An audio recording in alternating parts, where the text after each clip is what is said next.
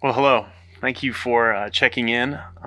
It is Friday evening, and I know for some of you, you've taken on the challenge to not eat and drink today, and to fast and to pray. And I'm proud of you if you've taken that opportunity to silence some of the distractions and to get still with God.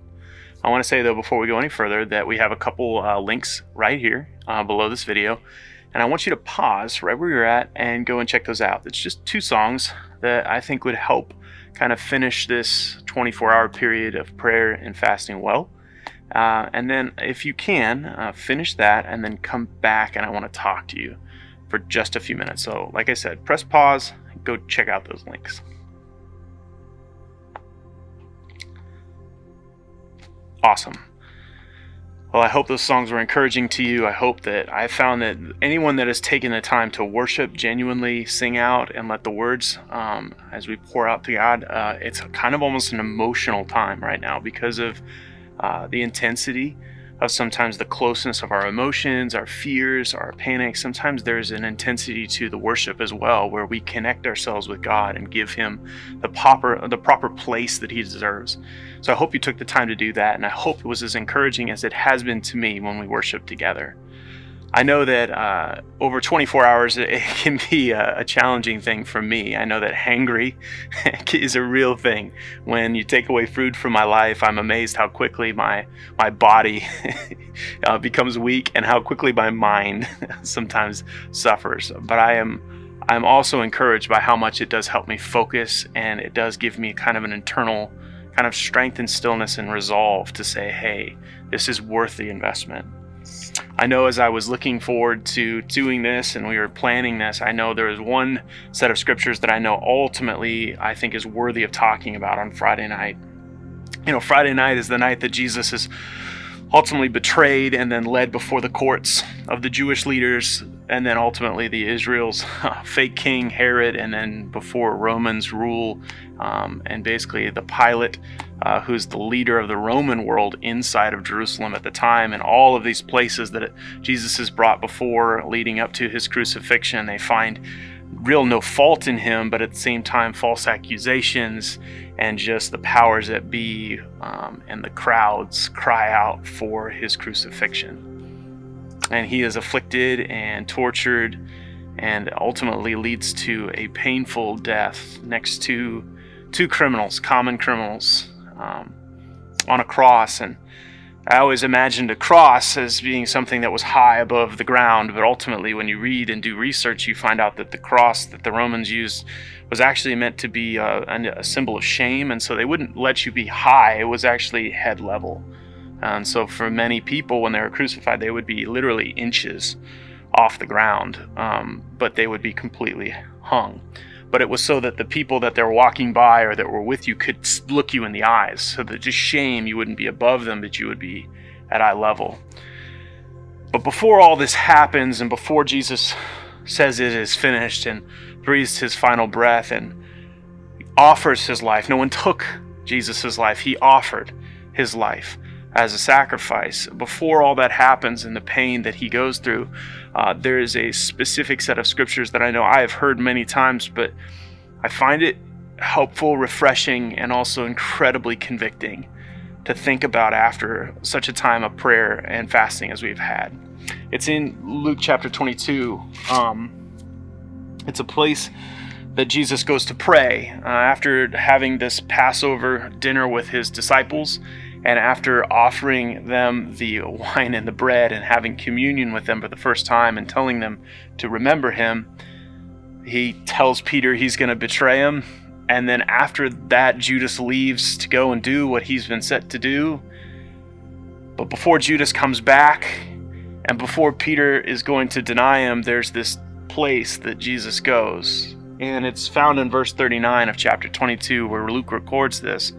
And it says this: Jesus went out as usual to the Mount of Olives with his disciples who followed him. I love that it's as usual. This is a place and a thing that Jesus did often, and his disciples are following him. And on reaching his place, he said to them, "Pray that you will not fall into temptation."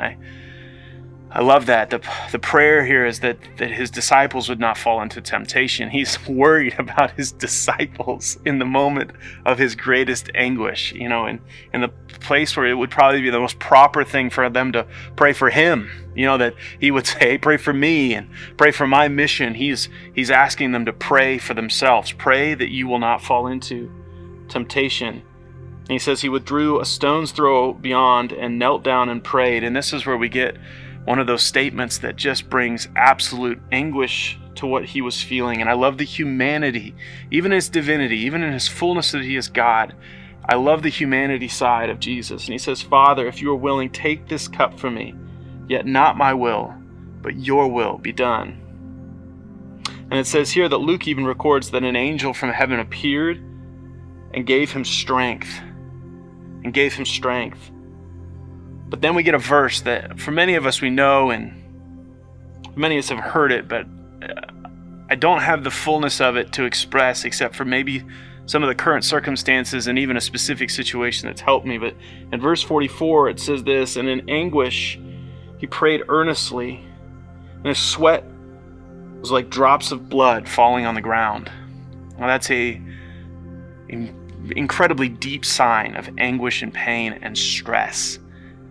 That the capillaries inside his cells are breaking with the stress that have been put on him in his body, and that it's actually leaking out of his sweat cells. What's that word, Jed? Sweat glands. And I love that imagery there. It just tells the humanity side of him that in that moment his body is reflecting the amount of stress that is in him. And what that does is it reveals that he is not above the anguish and the pain that is all around him.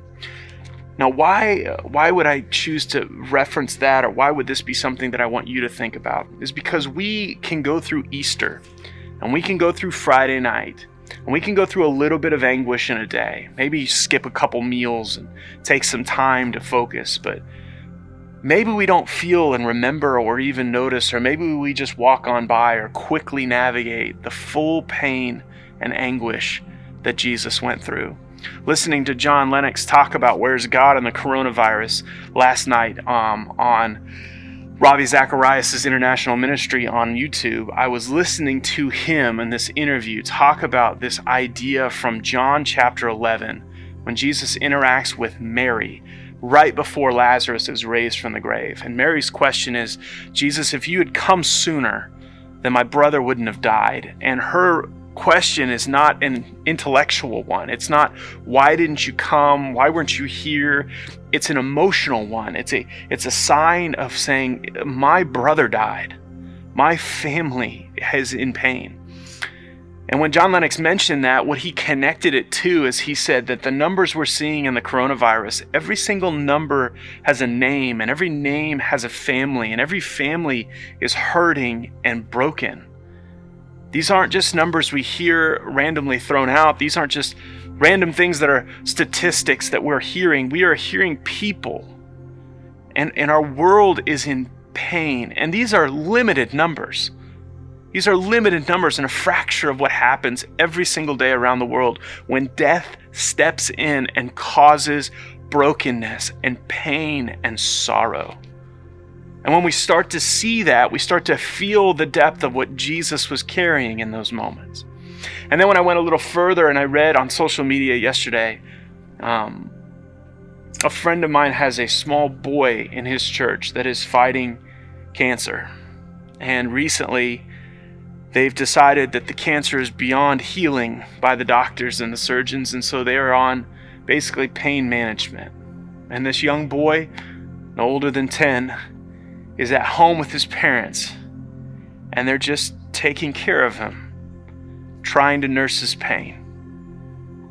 And as I read his mom's letter to the world, talking about the difficulties that it is to try to hold a 10-year-old as he cries about not wanting to die, as he cries about the pain that he's in, and her inability to do anything about it but to comfort him.